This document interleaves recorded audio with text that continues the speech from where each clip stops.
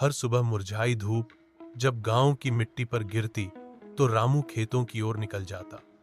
उसकी झोपड़ी गांव के आखिरी छोर पर एक पेड़ की छांव में थी। अमावस की रात हो या दिवाली की, झोपड़ी की एक ही छवि थी, सावली सी, धूल में मिली हंसी की तरह। लेकिन उसकी छवि में मां की चिंता और आंखों की चमक थी। रामू के पैर नीचे से फटे चप्पल से ढंके होते। एक पैर हमेशा घाव से संक्रमित था।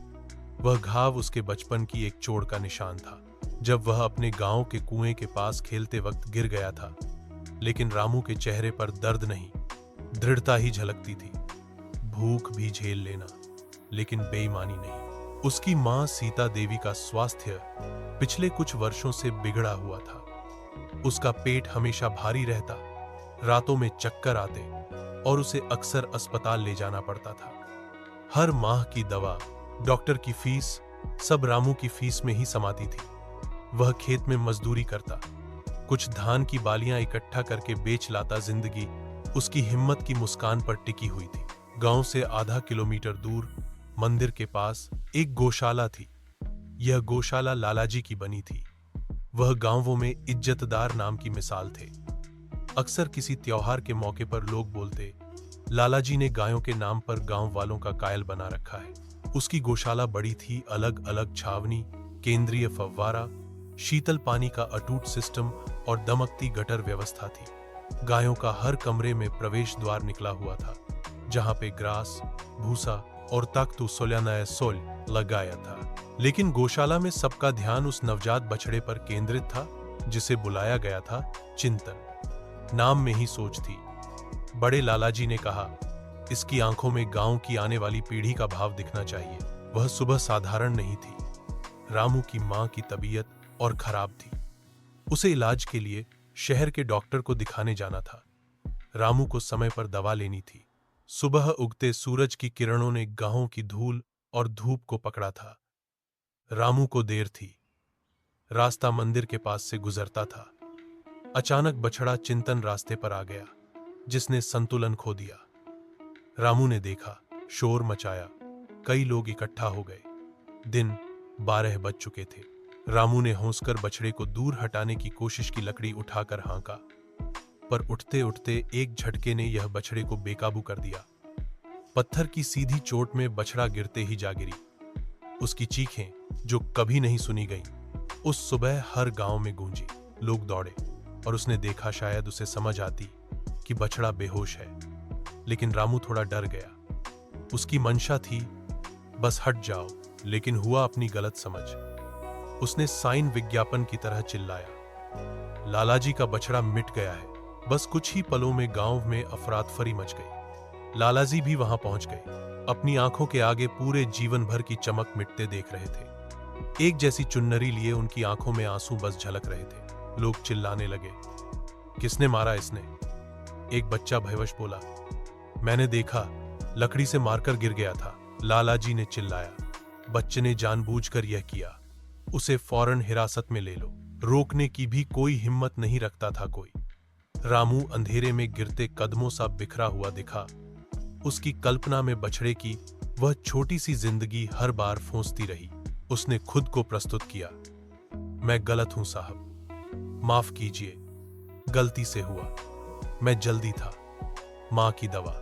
गांव वालों का क्रोध बढ़ता गया। कुछ ने कहा, उसे तलवार से काट कर रख दो, उसकी जिंदगी नहीं, उसका आत्मसम्मान बचाओ।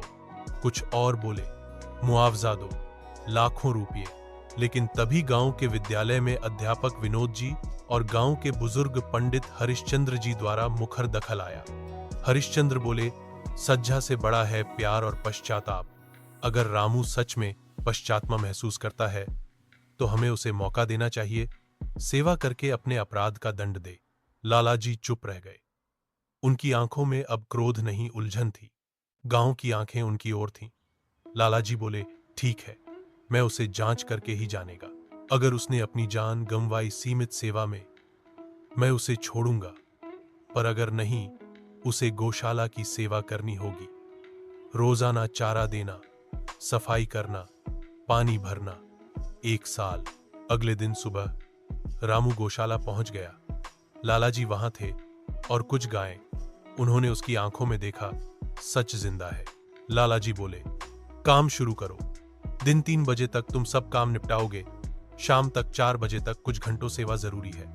रामू ने सिर झुकाया, जी साहब। उसने पहली बार गायों को स्नान कराया, हाथ हिलाए, हाथों में कपड़े डुबोकर साफ किया, गोबर हटाया, बर्तन साफ किए, चारा निकाला, पानी भरा।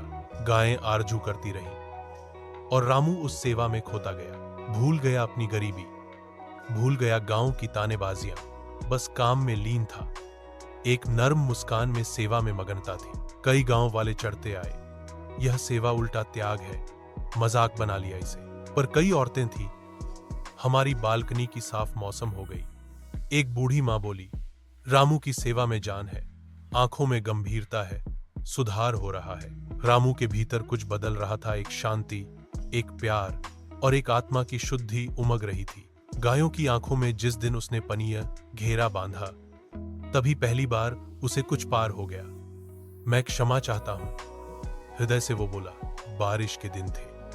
गौशाला का छुन मियां साव भाव से रंग में रंगा हुआ लगा। बूंदों की ध्वनि और पशुओं की तकलीफ जब मिला तो रामू ने अपने को पूरी तरह झोंक दिया। वह पानी में खड़ा रहा, उसकी घूंघट धुल रही थी। औरंगजेब की तन्हाइयां गाय की मौनता के बीच उभरी। सबने देखा, कुछ नहीं बोले। शायद सबने महसूस किया कि बलिदान क्या होता है। समय बीतता गया। 3 महीने, 6 महीने। गांव के बच्चे रामू को देखकर कहने लगे, गाय की सेवा करने वाले हमारे हीरो हैं। लालाजी ने देखा, सेवा ही भाषा है जिसमें वो बोल नहीं सकते थे। उन्होंने कहा, न्याय कहने के लिए शब्द जरूरी नहीं, कार्य करना ही न्याय है। महिले गांव की सीता, भारती और अन्य धीरे धीरे गौशाला आई। वे मदद करने लगी। किसी ने साफ बर्तन लिए, किसी ने गायों को दाना चटाया, किसी ने रामू के साथ बातचीत की। भरा दूध, भरा खेत। उनकी आंखें खोल रही थीं। गरीबी करनी नहीं, सेवा करनी है। रामू ने उन्हें सिखा दिया कैसे घास इकट्ठा करें, कैसे घास गीली हो उसे सुखाएं, कैसे दाना निकालें। नया सामूहिक जीवन। फूटा गांव की महिलाएं गौशाला में स्वयं सेवक बन गई। 1 साल पूरे हुए।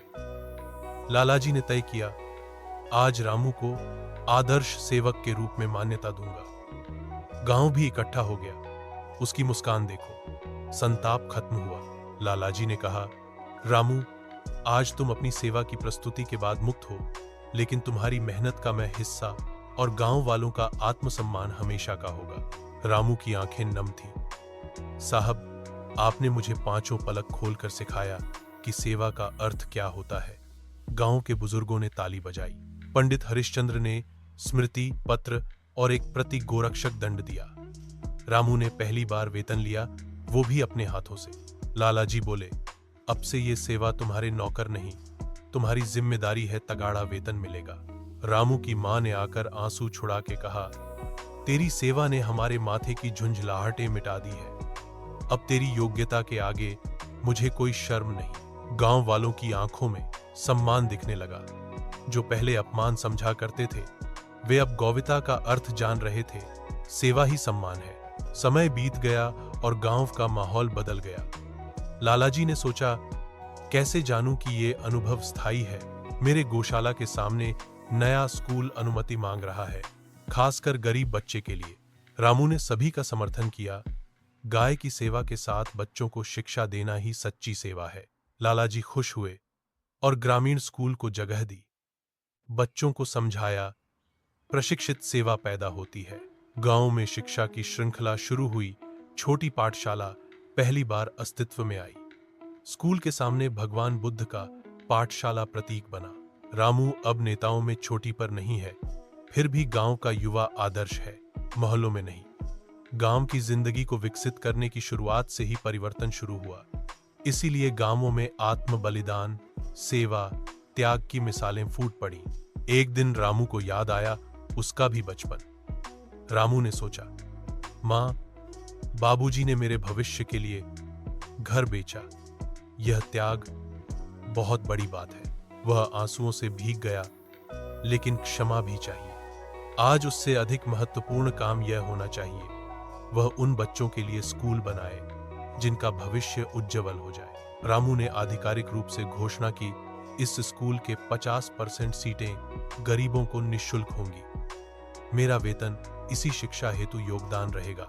लालाजी ने कहा, यदि ये योजना सफल हुई तो मैं एक और विद्यालय बनाऊंगा। गांव भी एक रहस्य में बदल गया। कैसे एक गौ सेवा प्रेमी शिक्षा का पुरोधा बन गया। अंत में मंच पर गांव के बच्चे, महिलाएं और बुजुर्ग इकट्ठे हुए। रोमांच था जैसे रामू, जिसने बछड़े की गलती से जीते गए दुहक को सेवा और पुण्य से जीत लिया हो। एक माता पिता के स्तोत्र के साथ समाज ने एक नाटकीय बदलवा देखा। आखिरकार रामू के गांव में सेवा और शिक्षा का संगम हो गया। रामू खुद रोज बच्चों के पास सेवा शिक्षक बनकर जाता है। वह गांव के मुख्य मार्ग पर स्कूल की बिलबोर्ड पर खड़ा होकर संदेश देता है, सेवा करना सीखो, क्योंकि यही शासन है। मन में मत दबाओ, जीवन में जागाओ। एक भूल से हुई हत्या बछड़े की योग्यता के बदले सेवा से संपन्न हुई। रामू ने सिखाया कि समाज का सबसे बड़ा न्याय समाज की सेवा ही है। गलती क्षमा कमाने की सफर को प्रेरित करती है। सज्जा से बड़ी होती है सेवा की आत्मशुद्धि। व्यक्तिगत पश्चाताप समाज सुधार का मार्ग बन सकती है। शिक्षा ही गांव का असली उद्धार है। परिवारों के त्याग से समाज में परिवर्तन संभव है।